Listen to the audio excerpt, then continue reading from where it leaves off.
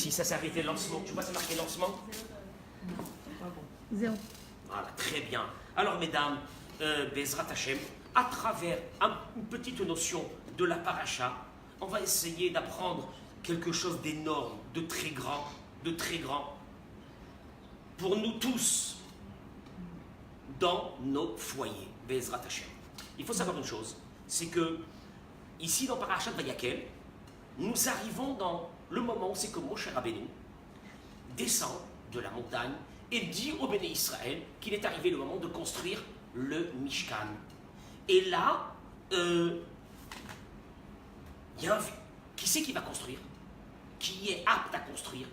La Torah ne le dit pas, mais d'un seul coup, il est écrit, Moshe dit aux enfants d'Israël, Réou, voyez, l'Éternel a désigné le nom de Betsalel, fils de Uri, fils de Rour de la tribu de Yehuda.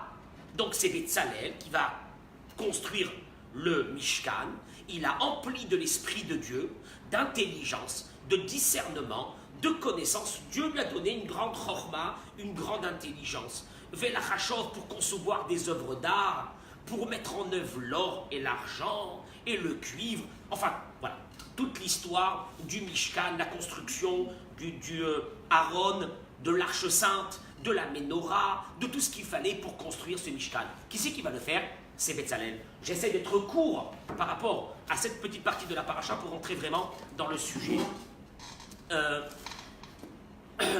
On va constater par un midrash la difficulté de, comment on dit en français, d'être mefargen, Organisé. hein, de complimenter, la difficulté de donner des compliments, hein, grosse difficulté de notre vie, c'est de complimenter. Et regardez comment c'est marqué dans la paracha.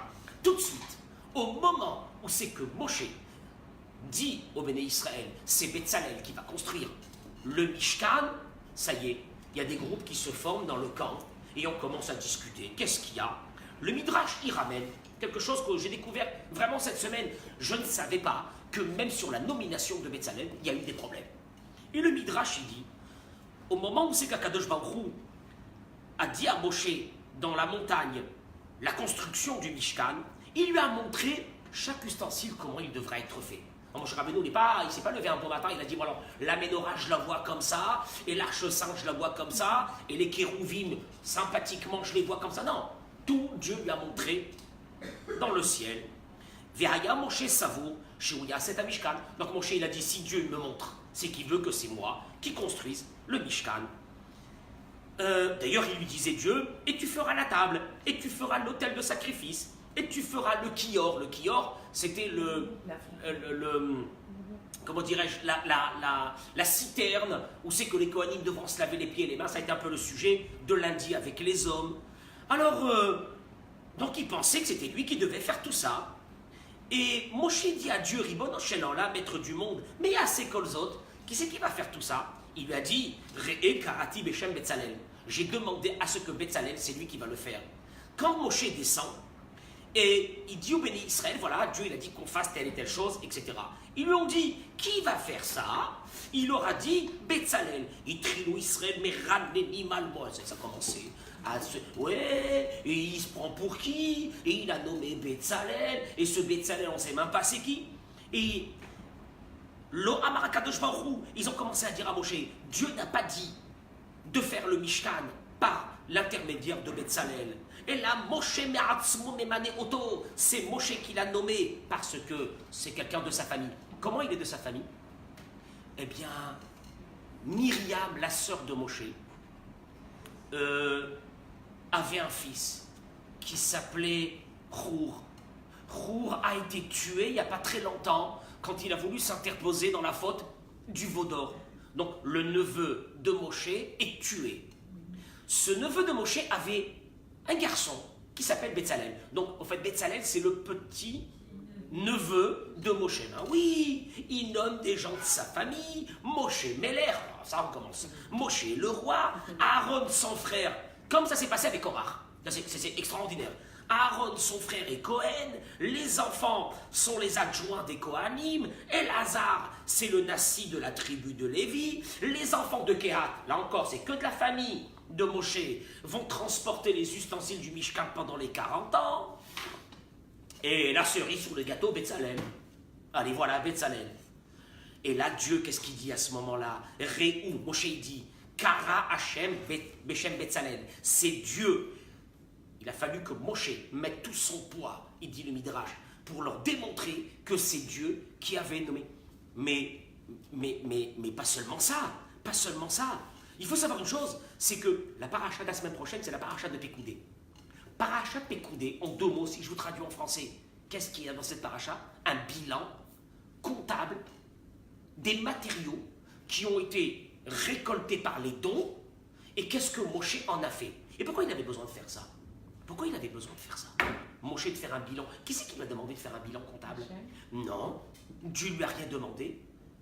Alors, le Midrash ramène, c'est que Moshe Rabbeinu, quand il passait pour aller vers la tente d'assignation, il est écrit que Vehibitu Acharei Moshe. Il regardait derrière Moshe quand il passait. Tous les bénis Israël étaient là en train de regarder, pas tous, mais enfin il y avait une partie des bénis Israël. Et le Midrash, il dit, vous savez qu'est-ce qu'il faisait à ce moment-là? Vous savez qu'est-ce qu'il faisait à ce moment-là? Je vous lis les mots du Midrash. Rabbi Chama Amar Legnaï. C'était pour critiquer. Qu'est-ce qu'il aura fait encore, Moshe? Il n'aura rien fait, il a construit le Mishkan. Qu'est-ce qu'il y a? Eh bien, il dit Rabbi Chama, il le regardait passer et il disait, Re'et Savaro, regardez un peu sa nuque, regardez un peu ses hanches de Moshe Rabbeinu. Depuis qu'il s'occupe de notre argent, il a grossi. C'est dramatique. C'est-à-dire que, ici, la Torah nous dévoile un mécanisme qui est celui de la difficulté. Que quand tu vois que quelqu'un réussit, d'être, voilà, de flatter la personne, de féliciter quelqu'un, de lui dire kol hakavod, surtout quand il réussit. Parce que malheureusement, quand une personne a des problèmes, il y a les gens s'apitoient sur son sort, mais quand tout va bien, d'être là et de féliciter et de dire kol hakavod, et c'est extraordinaire, c'est un gros problème dans l'être humain. Ça, c'est une facette de ce que la paracha nous apprend ici par rapport à ça. Et où ça voudrait m'amener cette réflexion. Mais mesdames, regardez, Béhémet, c'est une chose qui est quand même assez difficile. Il faut savoir que le sujet principal dans un mariage, dans un couple, c'est ce qu'on appelle les sentiments et les compliments. On va le voir. Si on demande à une personne, à n'importe qui, pourquoi tu vas au boulot tous les matins? La réponse sera très simple, hein, une seule réponse, il n'y en a pas deux. La réponse, elle est pour la parnassa, pour gagner ma vie. Si par exemple, tu te trouves dans un endroit où tu travailles, donc tu es là-bas que pour gagner ta vie, mais c'est un endroit où on ne te respecte pas, où tu subis des vexations, où on ne t'apprécie pas du tout, ni toi ni ton travail, est-ce que tu resteras dans cet endroit? La réponse, elle est, c'est sûr que non. Une personne qui pourra s'échapper d'un endroit où elle travaille et qu'elle se sent mal, elle le fera. Et pourtant, ce qui t'intéresse, c'est pas qu'on t'apprécie. Ce qui t'intéresse là-bas dans le travail, quand tu vas au boulot le matin, c'est quoi? Bah, c'est de gagner ta vie, c'est clair. Mais on voit en toute objectivité dans la vie qu'une personne, n'importe qui, un homme ou une femme, n'est pas capable de se trouver dans une société qui ne l'accepte pas. Et pourtant, je répète, et pourtant, tu étais là-bas que pour travailler. Mais ça ne suffit pas. Tu étais là-bas pour gagner ta vie, mais ça ne te suffit pas. Parce que personne ne peut être dans un endroit et rester et vivre dans un endroit où il est déprécié, où il n'est pas apprécié à sa juste valeur, où il n'est pas félicité pour son travail. Et tu n'étais pas là-bas pour ça. Tu étais là-bas que pour gagner ta vie. Et quand même. Baruch Haba. Baruch Haba. On s'est chauffé. Extraordinaire. Kol hakavod. Kol hakavod. Kol hakavod. Pour la réfoua Shelema de Chaya Bat Miriam. Amen. Et de Batel Bat Miriam, Amen. le Tidok Ben Shani. Amen. Et pour la réfoua. Hein? Yosef Ben Jamila. Amen. Mishar Kol Cholei Amecha Israël. C'est bien que très bien que tu sois là. Juste derrière vous, vous avez habillé mon fait. Alors, Si pour ta parnassa, tu ne supportes pas qu'on te déprécie, le mariage, c'est 100%. Tu vas à un mariage, c'est 100% pour les sentiments.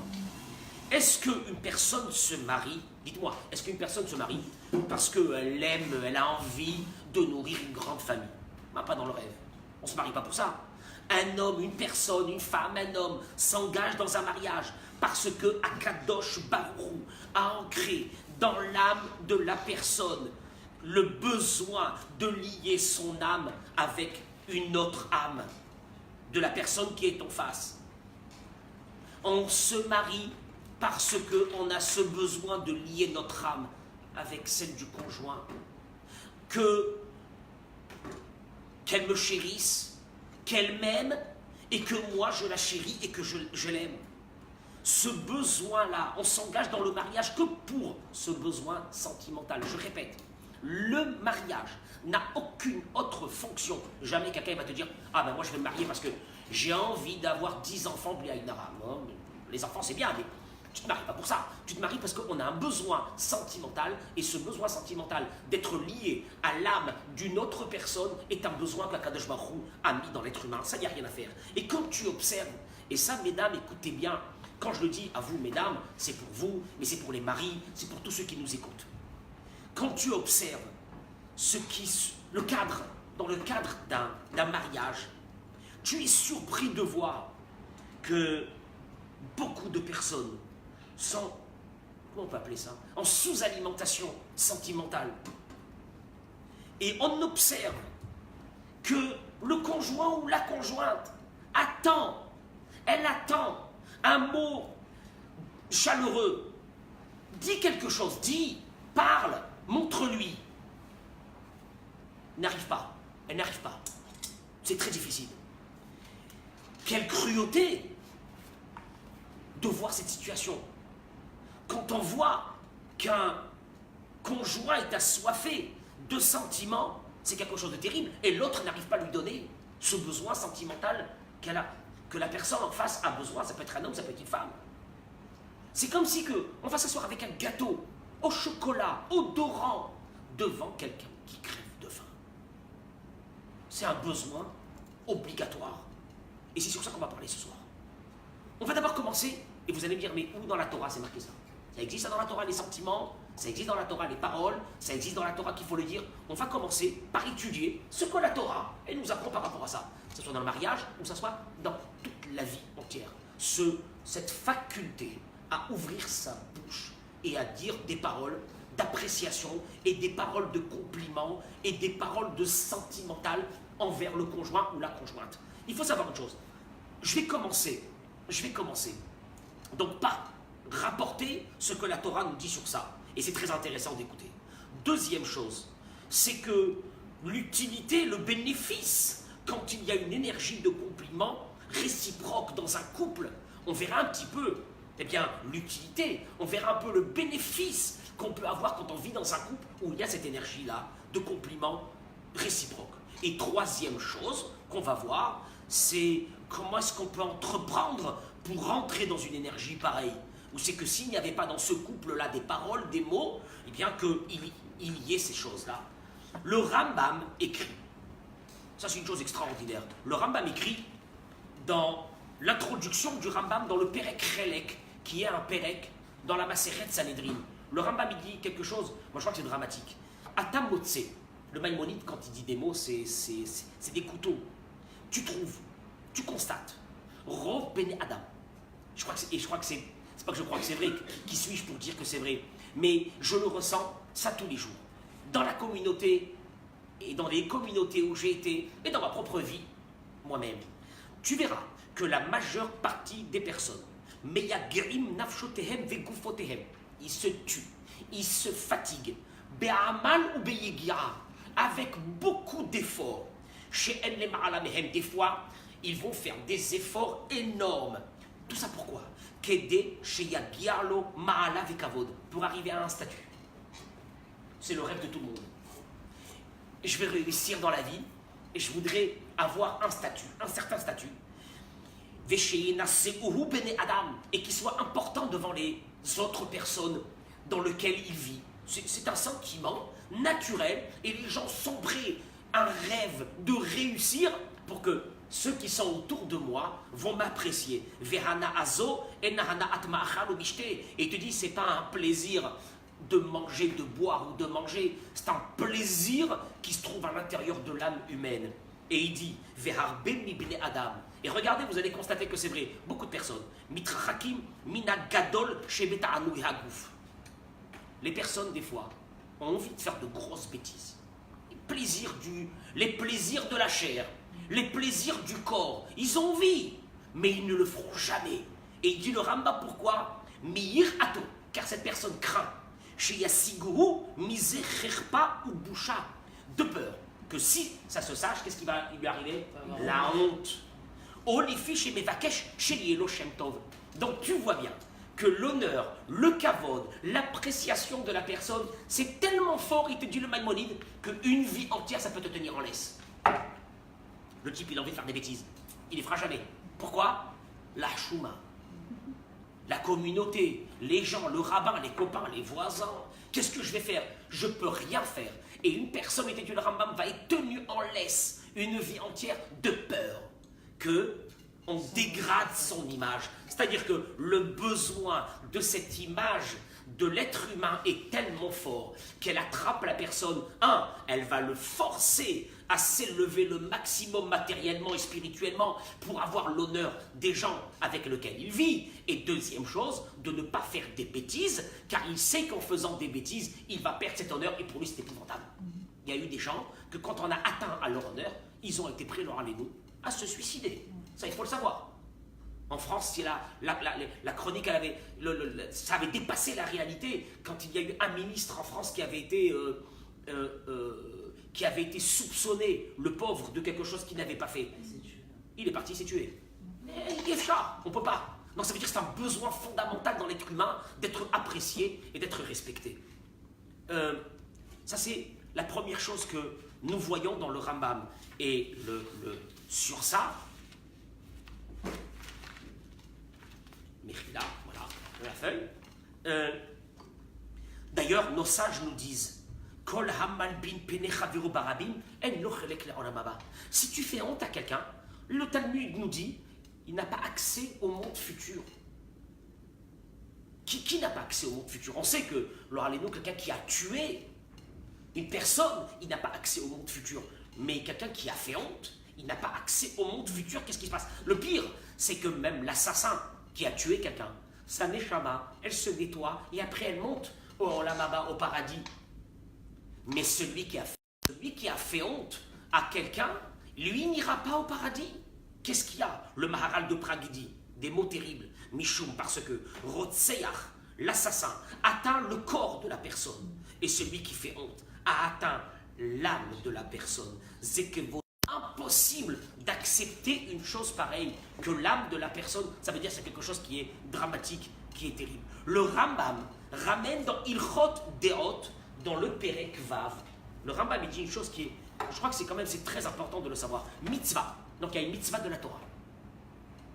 Quand c'est marqué mitzvah, ça veut dire que c'est une halacha. Une mitzvah de la Torah, al kol adam, pour chaque homme, les erov et kol echad ve echad mi Israël, kegoufou, d'aimer chaque personne, chaque juif, comme son propre corps. Chez Neymar, comme il est écrit, ve ahavta lechacha kamocha, tu aimeras ton prochain comme toi-même. Les fikach. Donc, qu'est-ce qui en découle, était le Rambam? Donc, j'aime tout le monde. Que tu t'aimes, toi, d'abord. Alors, le Rambam dit, non, mais dans l'expression d'aimer l'autre, le Rambam a trouvé qu'une seule chose. Moi, j'aurais dit, aimer l'autre, va l'aider, va lui acheter à manger, va lui faire des trucs, j'en sais rien, moi, quoi, aimer l'autre. Le Rambam, il te dit, les fikar, c'est pour cela. Tsarich, les saper bishvacho. Tu dois, les saper bishvacho, ça veut dire donner des éloges, lui donner des éloges, l'élever par des paroles. C'est ce que lui il appelle mitzvah de la Torah. La mitzvah de Ve'ahavta le'reacha kamocha, c'est de trouver des éloges sur les personnes, de les complimenter, de les apprécier.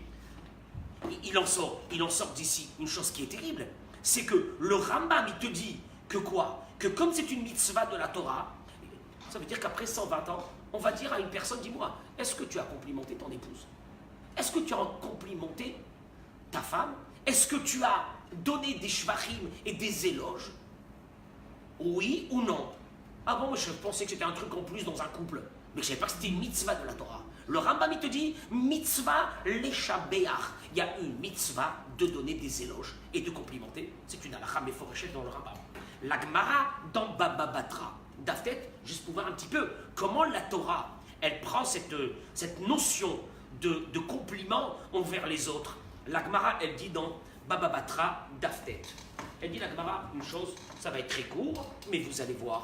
La Gemara dit, Amar Rabbi Yitzhak il dit, tout celui qui donne une prouta, une piécette en cuivre à un pauvre, mitbarech beshesh brachot, il est béni par 6 bénédictions célestes. Les brachot exceptionnelles. Il a donné la tzedaka. Veha mefayeso bedvarim, et celui qui réconforte un pauvre par des paroles, mitbarech beyud alef brachot, pratiquement le double. Il est béni de 11 bénédictions célestes. Il ramène ici le Maharsha. Néanmoins, le consolateur est... Tu vas me dire pourquoi? Je nourris pas quelqu'un avec des paroles. Il y a un pauvre, il est là, il demande de l'argent. Il a faim. Toi, tu viens, tu lui dis, ah, quand la cavote, t'es un mec extraordinaire, je vais te renforcer. Mais lui, qu'est-ce qu'il veut? Il veut manger. Alors il te dit, bien sûr que la tzedaka, il faut la donner. Mais il te dit néanmoins, le consolateur est plus généreusement récompensé que le donateur. Car le consolateur fait don de lui-même. Car tu viens, tu le réconfortes, qu'est-ce que tu es en train de faire? Tu es en train de faire sortir une partie de tes forces, une partie de ce qu'il y a de plus beau de toi par ta parole, et tu vas lui donner ça à quelqu'un qui est dans le besoin. Donc tu vois bien que la Gemara aussi, dans Baba Batra, elle a cette notion-là ça veut dire que le réconforter, c'est une chose qui est fondamentale. La parole, tu réconfortes quelqu'un, tu viens d'accomplir une mitzvah extraordinaire de la Torah. Mais pas seulement ça. Si on demande, regardez, on va rentrer dans le vif du sujet. Si on demande à une femme, tu cuisines à la maison, elle va te dire oui. Tu cuisines pour ton mari? Bien sûr. Elle va te dire bien sûr. Et quand tu lui donnes ce plat-là à manger, est-ce que ce plat est accompagné d'une parole gentille, réconfortante, mon mari, ou bien tu lui donnes ça, tu lui poses l'assiette, et des fois tu lui poses même sans rien lui dire, ça veut dire que tu es en train de lui montrer que c'était difficile pour toi de lui apporter cette assiette. Alors, je ne comprends pas, tu as préparé à manger pour qui? Pour ton mari. On est d'accord? Pourquoi ça ne peut pas être accompagné d'une belle parole? Le contraire, un homme, il travaille, il amène la parnassa. Sa femme, elle vient, elle lui demande de l'argent. Il lui donne, il lui dit, mais hier aussi tu m'as demandé. Qu'est-ce que tu as fait? Je t'ai donné tant et tant hier. Mais il va lui donner. Maintenant que tu dis à cet homme-là, qu'est-ce que tu fais? J'ai travaillé, je gagne ma vie, j'ai mon argent, je le prends et je le donne à ma femme. Pourquoi ça ne peut pas être accompagné? Ah là là, j'attendais ce moment qu'elle kiffe, que tu me demandes comme ça de l'argent avec plaisir. Prends ce que tu veux, va t'acheter. Ça fait rire. Il en sort d'ici une chose. Et c'est ça qui est dramatique. C'est que de travailler et de donner à l'autre le fruit de ce travail, on peut le faire. Mais de parler et de dire quelque chose qui est beau, qui est réconfortant, ça c'est difficile. On n'arrive pas à le faire. On n'arrive pas à le faire, c'est très difficile. Et c'est pour ça que la Torah, elle te dit que de parler et de réconforter et de complimenter et d'encourager, c'est quelque chose qui est dur. Et c'est pour ça que c'est une grande mitzvah. La Gemara dans Masechet Ketuvot, et je termine avec ça la notion. La Gemara dans Masechet Ketuvot a dit, vous savez qu'à l'époque, quand il y avait une mariée, on dansait devant la mariée. Et pas seulement quand on dansait, les Chachamim, quand ils dansaient, ils disaient des belles paroles devant la mariée, des shvachim, ça veut dire des éloges sur la mariée. Et la Gemara dit, Ketzad meragdim lifnei akala. Comment est-ce qu'on danse devant la mariée? Bet Shammai omri, Bet Shammai ils disent, Kala kemochei. Selon ce qu'elle est. Selon ce qu'elle est. Enfin, selon ce qu'elle est, ça veut dire quoi? Et si elle est moche? Alors on dit rien. D'après Bet Shammai, on dit rien. Eh ben tu dis rien. Et Bet Hillel, alors là c'est dramatique, ils disent Kalana Avachasuda. Il faut dire qu'elle est belle et qu'elle est gracieuse. Aboulahem, Bet Shammai et Bet Hillel. Bet Shammai, ils ont dit à Bet Hillel. Arecha et Achigeret ou Souma. Si elle boitait ou elle avait un œil en moins. Omrim la Kalana Avachasuda. Tu vas lui dire qu'elle est belle. Tu vas danser, tu vas dire elle est belle. Vea Torah Amra Midvar Sheker Tichak. Alors que la Torah elle a dit qu'il fallait s'éloigner de mensonges. Amroulahem, Bet Hillel et Bet Shammai. Bet Hillel a dit à Bet Shammai, les divrechem d'après vos paroles. Donc, d'après vos paroles, alors s'il faut, Michel Akar, Mekahara Aminashuk, Yeshabechenu Be'enav, ou Yegalenu Be'enav. Donc, dans ce cas-là, Bet Hillel et Bet Shammai. Donc, ça veut dire que si quelqu'un achète une maison, tu rentres à l'intérieur de la maison, il est tout content, il t'a reçu, il vient d'acheter la maison, tu dis, elle est moche. Elle est moche. Oh, c'est horrible. Ah, comment c'est comme ça qu'il faut faire? Est-ce qu'on va faire comme ça? Est-ce qu'on a le droit de faire ça? Il peut pas se débarrasser de la maison maintenant. Qu'est-ce qu'on fait? Mikan. Et la Gemara elle termine. Et c'est ça la halakha. Alors qu'est-ce qu'on fait? On dit elle est moche ou on dit elle est belle? Elle est belle. Amrou Chachamim. Nos sages ont dit les olam tehe dato shel adam me'orevet imabriot. Il faut toujours que l'être humain soit avec les autres. C'est-à-dire la rasot l'école Adam Kirtsono. Tu dois faire à l'autre sa volonté. Qu'est-ce que ça veut dire sa volonté? Comme ce type, il s'est marié avec cette femme, c'est que ça veut dire il aime cette femme. Tu dois lui donner des éloges sur sa femme et lui trouver, parce que s'il s'est marié avec elle, c'est que vraiment, il a trouvé gracieuse. S'il a trouvé gracieuse, toi, tu dois dire qu'elle est gracieuse. Et tu rentres dans une maison, tu dois dire elle est belle. Tu dois dire elle est belle. C'est une nécessité, c'est une halakha que la Gemara a amenée. Il n'y a rien à faire. Et tu diras pas, entre guillemets, tu diras pas ta vérité à toi. Parce que c'est pas ta vérité qu'on va entendre. On va entendre la vérité de l'autre. C'est quoi la vérité de l'autre? C'est que lui, il est content de s'être marié avec cette femme-là. Donc tu dois lui dire qu'elle est belle. Et c'est ça la vérité. Et c'est ça la vérité.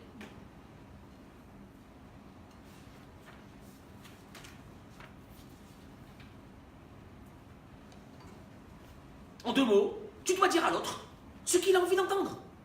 Tu dois dire à ta femme ce qu'elle a envie d'entendre. Tu dois dire à ton mari ce qu'il a envie d'entendre. Bon, on a appris que d'après la Torah, c'était d'une importance fondamentale de donner des compliments. Très bien. En quoi les compliments contribuent dans un couple? Allez, concrètement. Pour beaucoup de personnes, la conception du mariage, c'est d'habiter dans une même maison, d'avoir des enfants, d'amener la parnassa. C'est quoi le mariage? On s'est mariés. Une association. On est une association, on est ensemble, on vit dans la même maison, on amène des enfants, on amène la parnassa, on a un conjoint, on vit quoi. Tout cela, écoutez bien ce que je vous dis, c'est un complément dans un mariage. Les enfants, la maison, le mariage, la parnassa, tout ce qui va autour, c'est un complément d'un mariage. Le mariage, c'est ce qu'on appelle l'amour réciproque. C'est le lien sentimental. Et simplement, et vous allez le voir, il n'y a que ça dans le mariage, il n'y a rien d'autre. Les sentiments, les liens qui se tissent entre le couple, les compliments réciproques, et tout le reste, c'était obligatoire que pour qu'il y ait un homme et une femme qui vivent ensemble, il fallait qu'on fasse une maison. Mais la maison et tout ce qui va avec dans la maison, c'est un complément dans le mariage. Et d'ailleurs, une femme, une fois, elle est venue chez un rav qui s'occupait comme ça de tous les problèmes de couple. Et elle lui a dit, je suis mariée, ça fait des années, et je n'arrive pas à convaincre mon mari dans rien du tout. Tout ce que je lui dis, il ne le fait pas. Ou tout ce que je lui dis de ne pas faire, eh bien, il le fait. Je n'ai pas arrivé avec lui à rien du tout. Question que nous tous on a sur nos maris, sur nos femmes. Et il dit que ce rave-là lui a demandé à cette femme, est-ce que ton mari pense que tu l'estimes et que tu le considères, oui ou non? La réponse de cette femme a été, non, je ne suis pas sûr qu'il le sait. Je ne pense pas que je lui ai dit, que ça fait très longtemps que je ne lui ai pas dit que je le considérais. Et ce rave lui a répondu, c'est que, une chose très simple, si une voisine qui ne te considère pas du tout te demande de sortir avec elle pour aller se promener, est-ce que tu sortiras avec elle? Elle ne te considère pas du tout. Bien sûr que non, jamais. Bien sûr que non. Ce qui veut dire que quoi? Que la considération, écoutez bien mesdames, et c'est ça qui est dramatique, elle crée des liens. Il y a une seule façon de créer des liens dans un couple, c'est par une seule chose, qui s'appelle la considération mutuelle. Je répète, tu rentres dans un mariage, on t'a invité, mais on n'a pas mis les noms sur les tables. Il y a des fois des mariages où on s'assoit librement, où on veut.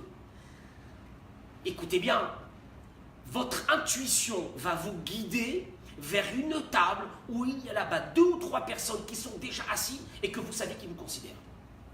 Et vous n'irez pas vous asseoir dans une table où vous voyez qu'il y a des gens que vous connaissez qui n'ont aucune considération pour vous. Ça veut dire quoi? Ça veut dire qu'en fin de compte, le lien qu'on a envie de tisser avec quelqu'un doit passer obligatoirement par la considération qu'il y a entre ces 2 personnes.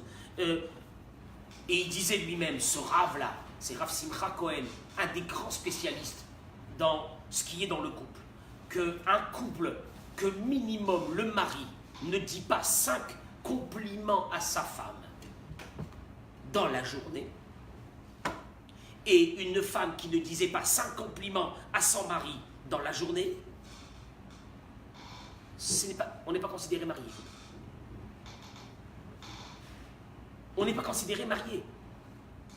Alors on habite dans la même maison, on amène des enfants, on amène la parnassa, mais on n'est pas considéré marié. Parce que le mariage, c'est des sentiments, des liens qui se créent entre une neshama, une demi-neshama, qui doit s'attacher avec la deuxième partie d'une autre neshama. C'est ça le mariage. Et combien que c'est dommage que des personnes perdent leur vie et ils ne sont pas considérés mariés. 2 personnes, écoute, pour comprendre ce que je vous dis, 2 personnes qui ne s'aiment pas, ils sont assis à la même table. Est-ce qu'on appelle qu'ils sont proches l'un de l'autre? Pourtant, ils sont assis un à côté de l'autre. Ils ne sont pas proches du tout. Pourtant, on verra que 2 personnes, que l'un vit à Tel Aviv, l'autre à New York, mais qui s'aiment. Comment on appelle ces gens-là? Ils sont proches. C'est-à-dire que ce n'est pas la distance qui fait. Ça veut dire que c'est un lien qui se tisse. Ce lien ne pourra... Il lui a dit, ce Rav, à cette femme, comment tu veux que ton mari accepte de faire ce que tu lui dis quand préalablement il n'y a aucun lien qui est tissé entre vous deux et que pour que ce lien se tisse, il est obligé de passer par ce qu'on appelle des compliments réciproques, on va dire une construction mutuelle de mahmaot, ce qu'on peut appeler de mahmaot, qui veut dire des compliments qui sont donnés l'un à l'autre.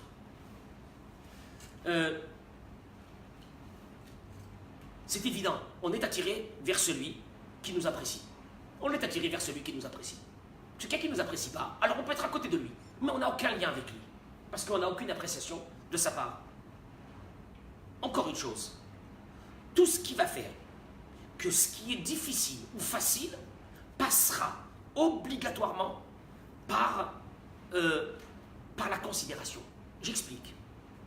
Quelqu'un qu'on n'aime pas du tout, il va nous demander un tout petit service. On aura des difficultés à lui faire. On ne voudra pas lui faire. On n'a pas envie de lui faire.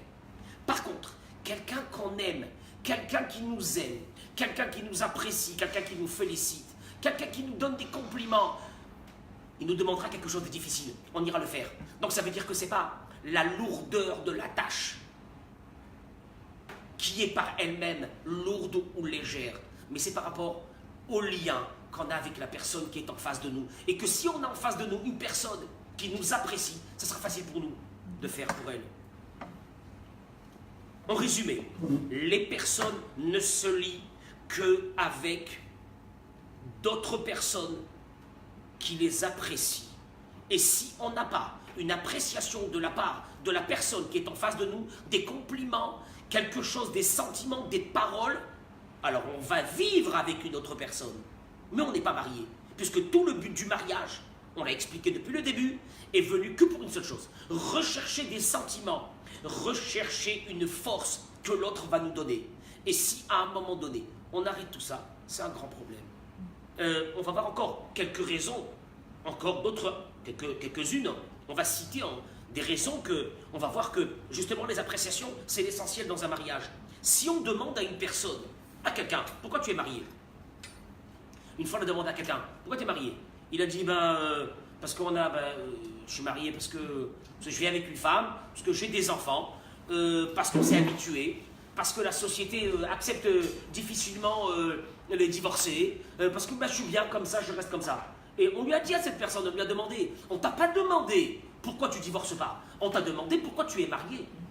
David Amelech, il a dit une chose. David Amelech, il a dit, Motzi Asirim Bekosharot. Traduction, Akadosh Baruch Hu, il a mis des menottes dans un couple. C'est vrai, et on est attaché. Et souvent, on est attaché, on reste parce qu'on est attaché, parce que c'est comme ça, parce qu'il y a la maison, parce qu'il y a les enfants, parce qu'il y a la vie, parce qu'on est toujours ensemble comme ça, puis il n'y a rien à faire d'autre. Et le problème, il est, et c'est ça ce que nos sages nous apprennent à travers tous les textes de la Torah, c'est que qu'est-ce qui va permuter qu'on va passer de menottes à une étreinte d'amour avec la personne avec qui on vit.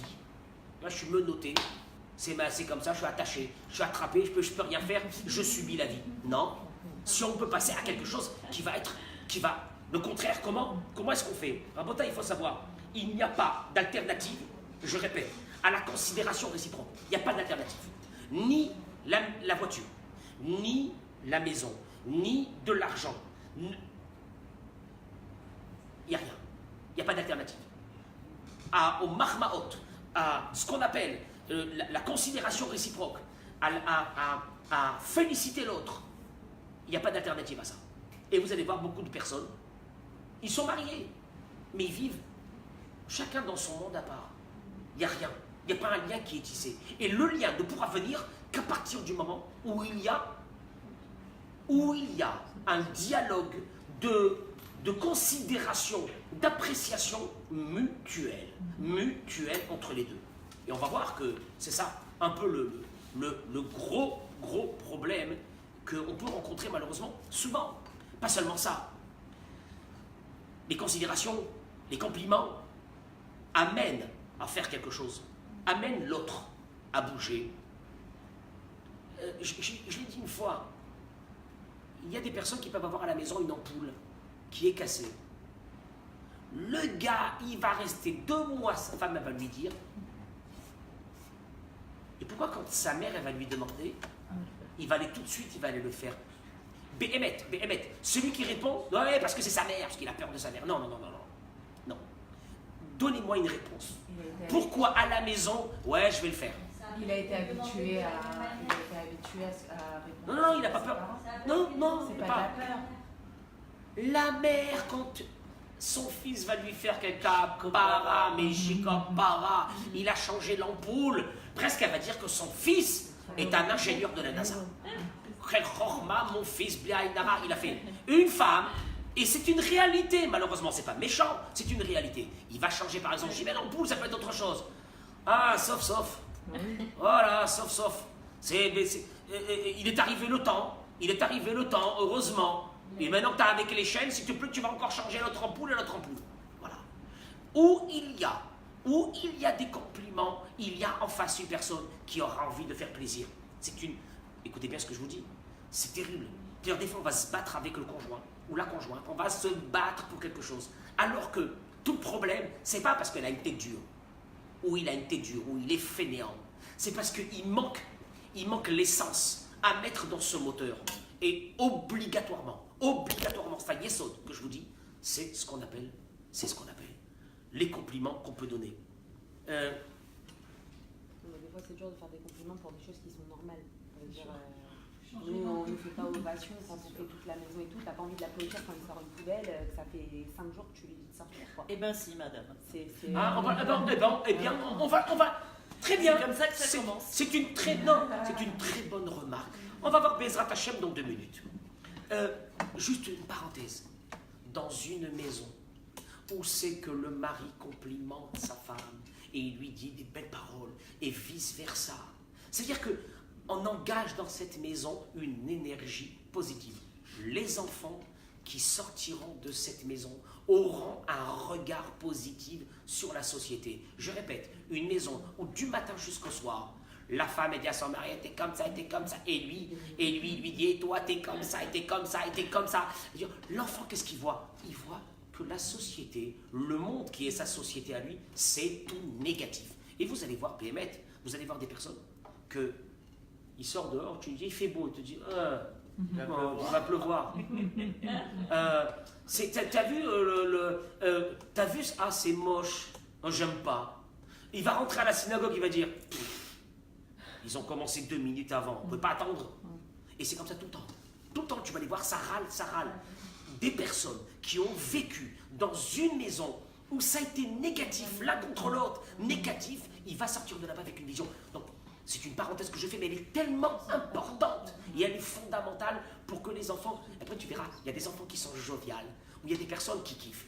Tu vas les voir, ils rentrent à la synagogue, ils amènent de la lumière avec eux. Ils rentrent partout, ils amènent de la lumière. Pourquoi? Parce qu'ils sont positifs, ils sont contents, ils sont bien. Ça ne vient pas comme ça. Ça vient, c'est qu'ils ont vécu dans un environnement où c'est que on voyait l'autre positivement, comme la cavode, extraordinaire. Oh là là, c'est super ce que tu as fait. Ah, et donc, il va continuer lui aussi à vivre dans cette chose-là. On va demander beaucoup de couples. Ça c'est dramatique, mais c'est une réalité. Et on verra pourquoi elle est.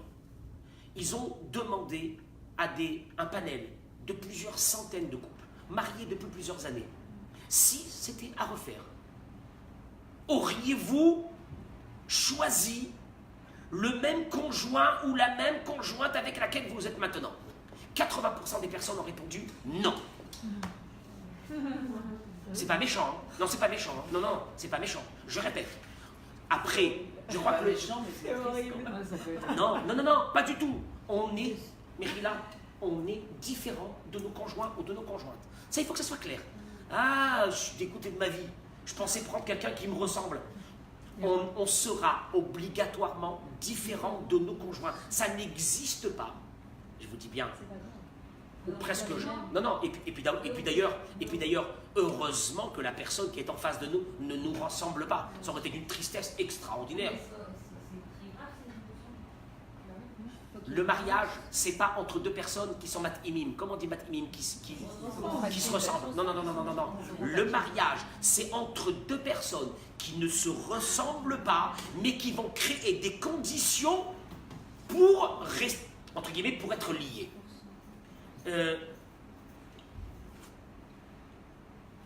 De la même façon que le compliment va rapprocher la bicorette, ce qu'on appelle la critique, elle va éloigner.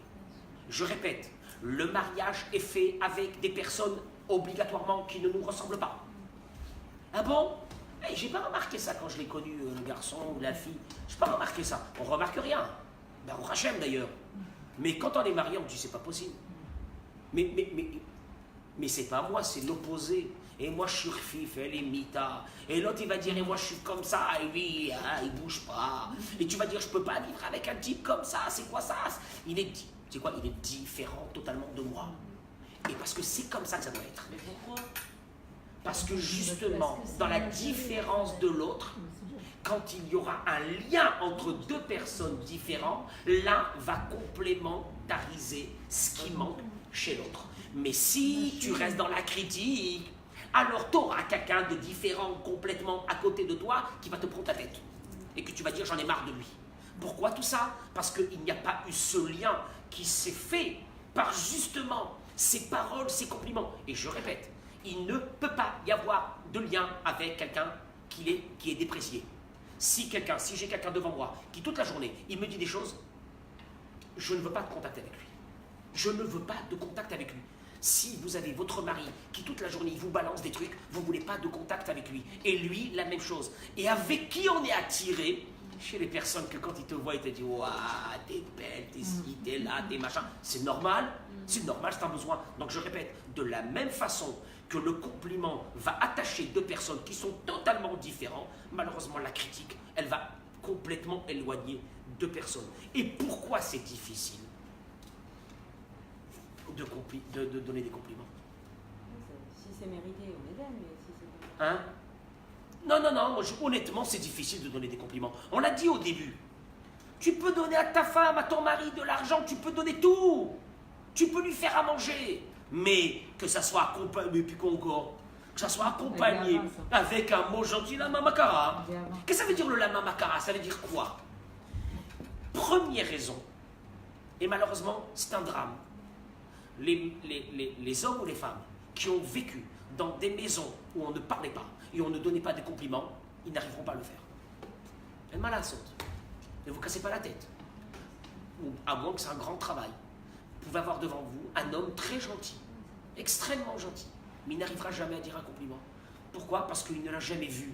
Et il n'a jamais vu qu'est-ce que ça pouvait faire sortir de dire un compliment, donc il ne sait pas le faire. Il n'aura pas de compliment. Il y a des gens comme ça.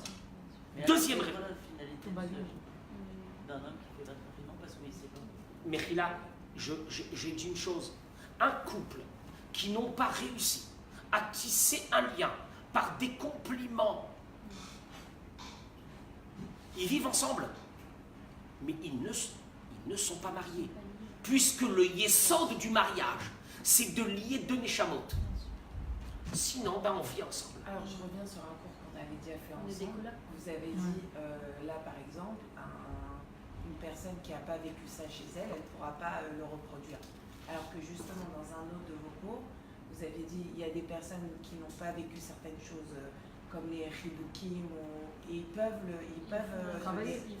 C'est un travail. C'est un C'est travail Non, qui a été sans fait. être un travail, ils ne veulent pas reproduire justement. Très bien, ce donc qu'ils ont vécu. ils ont une prise de Une conscience. Ils ont une prise de conscience par rapport à ça. Il y a des hommes ou des femmes qui n'arrivent pas à dire je t'aime. Oui. Ça, c'est la première chose. Deuxième chose. Mechila, pardon. Ou alors il y a aussi beaucoup, il y en a qui sont très timides et très. Il y Non, a beaucoup non. de Ce mot de très timide ne veut pas dire grand-chose dans un couple.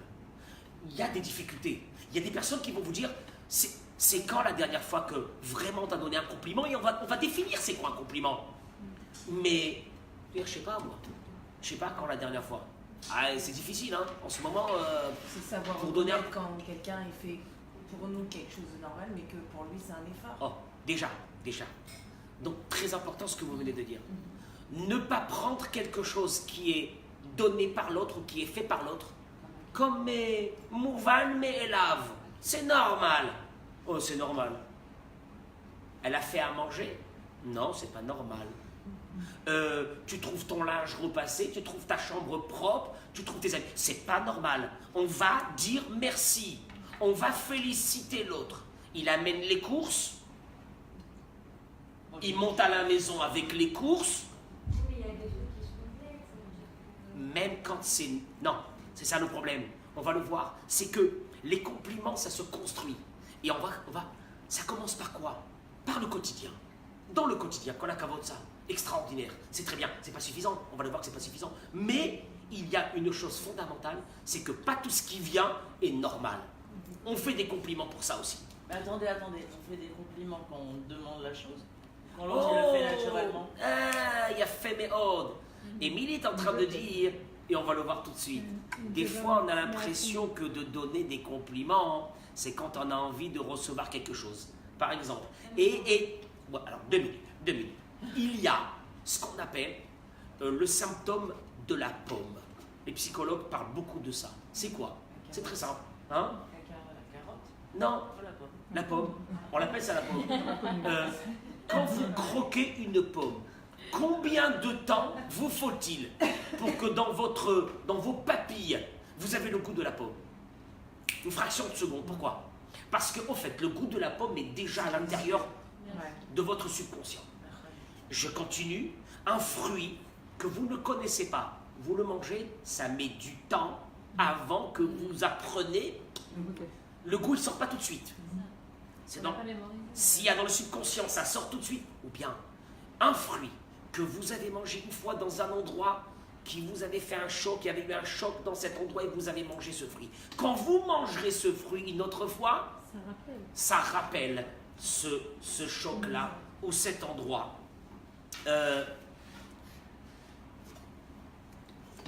Et on a ce même problème. J'arrive à ce qu'elle a dit, Émilie. Quand on fait des compliments, on a l'impression que c'est un peu faux ce qu'on fait. Pourquoi? Parce qu'en principe, on le fait quand on a besoin de quelque chose. Quand la femme, elle a besoin du mari de quelque chose, d'un seul coup, ah mon chéri, machin. Alors, ou le contraire, quand on a besoin, et c'est normal, quand on a besoin de quelque chose, même de quelqu'un d'étranger, alors on le félicite et on est là et on lui dit oh là là c'est bien ça c'est bien, parce qu'on a derrière ça la tête, on a une idée qu'on a besoin de lui.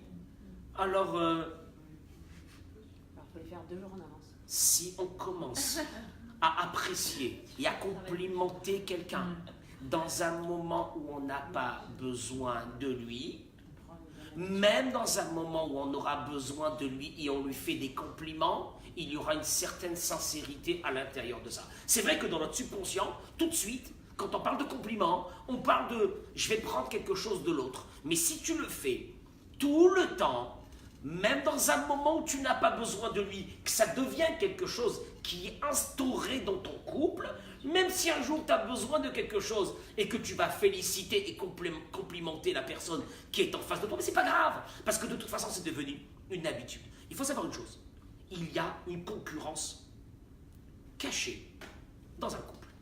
Qui est le meilleur? C'est pas par méchanceté. La preuve, je peux vous dire une chose, c'est facile, même pour celui qui a des difficultés à donner des compliments, c'est facile de le donner à un enfant. La main.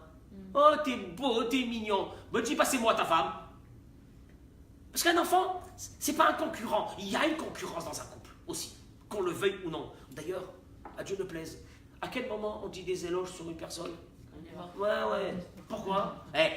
Cette même personne, si elle était à côté de toi, ça m'aurait étonné que tu... Mais oui, parce qu'il est plus concurrent avec nous. On n'a pas de difficulté à le faire. Oui, c'est vrai, ça existe. Et donc on a l'impression que si on va faire des compliments, qu'est-ce qu'il y a? Va me monter dessus. Il va me monter dessus.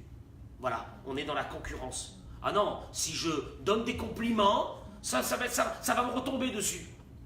Et c'est faux, parce que c'est la seule façon. Il n'y a pas d'autre alternative pour qu'un couple soit considéré un couple marié. Il n'y a rien à faire. Ça devra passer que par ça. Une construction de je suis là à construire l'autre, à lui donner. Alors il faut savoir une chose. Il y a beaucoup de fois, et c'est arrivé malheureusement beaucoup de fois, que dans un couple, il y a un homme qui va donner des compliments à sa femme, ou vice-versa. Et tu verras qu'ils vont dire, non, on ne reçoit pas de compliments, c'est pas vrai. La réponse, elle est, comment c'est possible une chose pareille? C'est pas un menteur, elle ne ment pas, il ne ment pas. Lui, il va te dire, mais si, ce matin, je lui ai fait des compliments. Qu'est-ce qu'elle dit que je ne lui ai pas fait des compliments? Quoi? Il faut savoir une chose.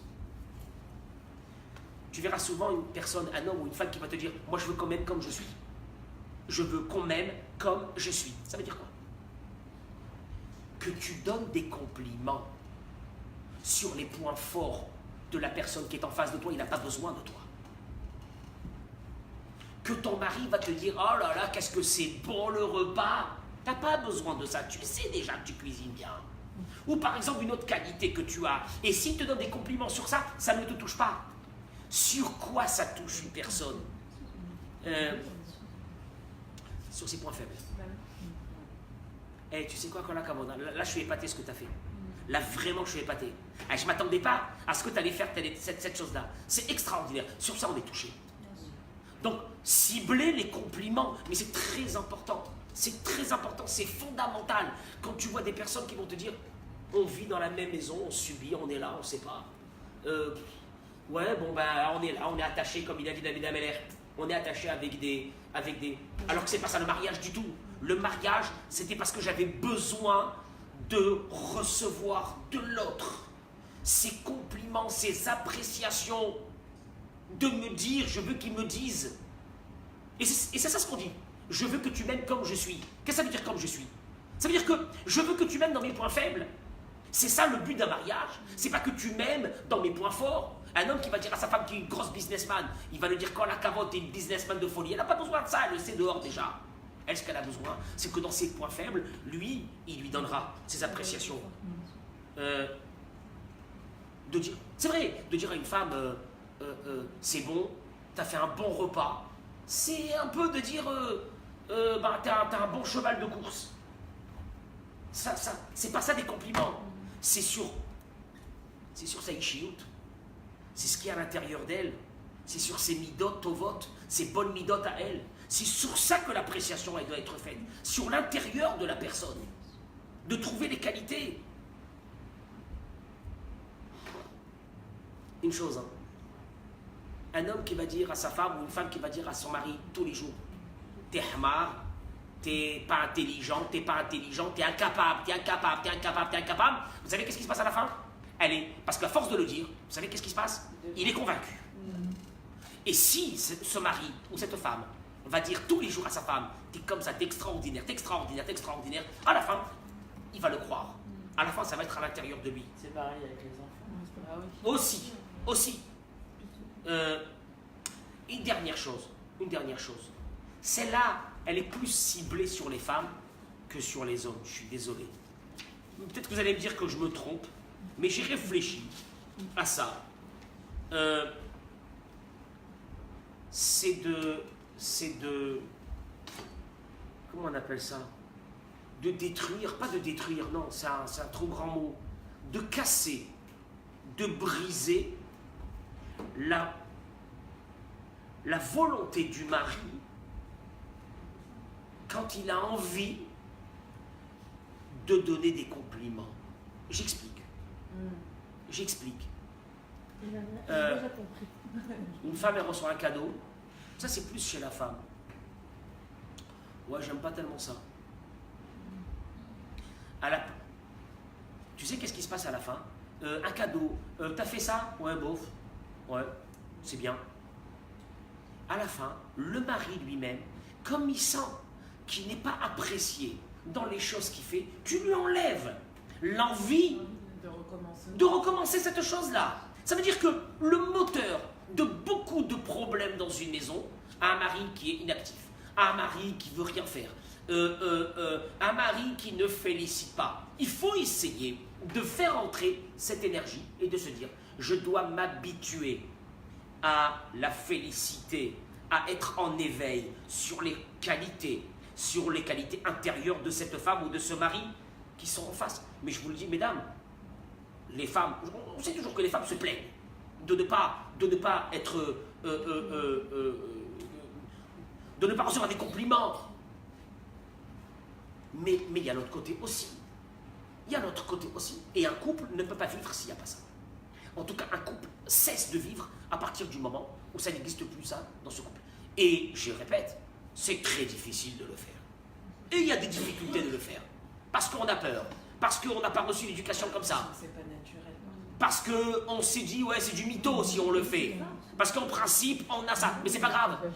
Une chose, si ça se fait, et encore, un jour on le fera, même s'il n'y a aucun intérêt. Et vous allez me dire, qu'est-ce qu'on va gagner de ça? On va gagner de ça une chose.